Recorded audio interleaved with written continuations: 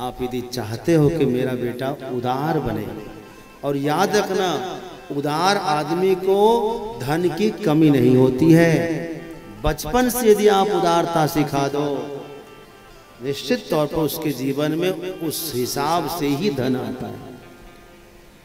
ये मत समझना कि उदार बन जाएगा बेटा तो धन गरीब हो जाएगा, कभी नहीं घटता, कभी नहीं घटता। क्योंकि जो आदमी स्वार्थ छोड़ करके दान कर रहा है ना, तो स्वार्थ में जो है वो तो मिलेगा ही। दो भाई थे, दो चेला समझो भाई क्या, एक साधु के दो चेले थे, दोनों संत ही थे, ब्रह्मचारी। गुरुजी कहीं जाने लगे, दोनों की कुटिया अलग अलग, जैसे आप लोग बंटवारा नहीं कर देते वैसे अलग अलग कुटिया, ये तुम आश्रम, ये आश्रम तुम ले लो। कहा गुरुजी कुछ आशीर्वाद दे दो। उस समय सस्ते जमाने की बात कर रहा हूँ, हरिद्वार की घटना है। गुरुजी ने कहा जाओ मेरा आशीर्वाद है, 100 रुपया तुम्हारे पास हरदम होगा, कभी कमी नहीं होगी। उस समय 100 रुपया मतलब आज का समझो आप 1 लाख से ऊपर ही समझो, कम से कम रोज सस्ते का समय था। गुरुजी चले गए। अब दोनों महात्मा 100 रुपया अपने अपने सिराने में रख के सोए। कई दिन हो गए तो उसमें से एक ने सोचा गुरुजी का आशीर्वाद, 100 रुपया कम तो होगा नहीं, तो देखे जरा ट्राई करके।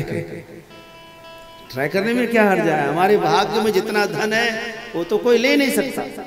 जो हमारे भाग्य का होगा वो भाग भाग कर आएगा, और जो भाग्य का नहीं होगा वो आकर भी भाग जाएगा, कितना भी कोशिश कर लो।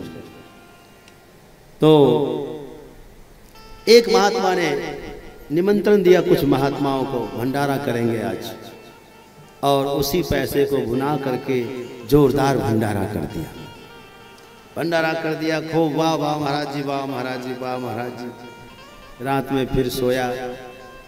लेकिन भंडारा खाने के बाद जब भगत लोग जाने लगे तो फिर पैसा चढ़ा गए। अब रात में फिर 100 रुपया जमा हो गया।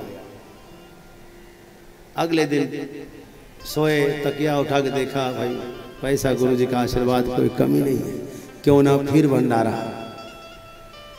उसने फिर भंडारा कर दिया, फिर पैसे आ गए। जाते समय फिर कोई ना कोई पैसा चढ़ा के चला जाए, फिर भंडारा, फिर पैसे। अब तो रोज भंडारा करने लगे। भंडारा कितना भी बड़ा कर दे, शाम तक 100 रुपये जमा, ज्यादा ही हो जाए लेकिन 100 रुपये से कम कभी नहीं हुआ। अब उसका नाम हो गया। भगत लोग आ गए दूर दूर से दर्शन करने, और कहे महाराज हम यहाँ कुटिया बना दे। अरे बना दो, कोई बात, गुरुजी आपको तो कोई नहीं कि हम लोग आएंगे तो व्यवस्था अच्छी चाहिए, बना लो। अब सब भगत, बड़े बड़े भगत दूर दूर से आए, अपने अपना नाम से कमरा बनाए, आलीशान आश्रम बन गया। और भंडारे भी रोज चकाचक चल रहे हैं, क्या कहना है। एक दूसरा उसका महात्मा गुरु भाई, उसकी क्या स्थिति, वो आज भी तकिया के नीचे 100 रुपया डाल के सो रहा है। वो सोच रहे गुरुजी ने कहा खत्म ना हो जाए, रखना कहीं खत्म ना हो जाए। गुरुजी आए बहुत दिन के बाद लौट करके, पता लगा चेला कहाँ है। वो देखा कि लोग लेकर आ गए उसके चेला को, ये अरे इतना बड़ा आलीशान आश्रम बना दिया, क्या सुंदर मंदिर बना दिया परिसर में, क्या भक्तों की भीड़ है, भंडारे चल रहे हैं, वाह, वैदिक ब्राह्मण पाठ हवन यज्ञ कर रहे हैं, चकाचक है सब कुछ।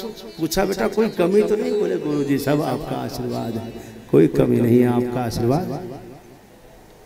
अरे ये सब कैसे किया? सब आपका आशीर्वाद है, आपने कहा था,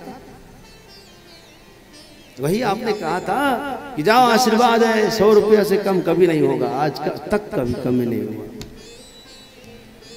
बोले तुम्हारा गुरु भाई वो किधर है?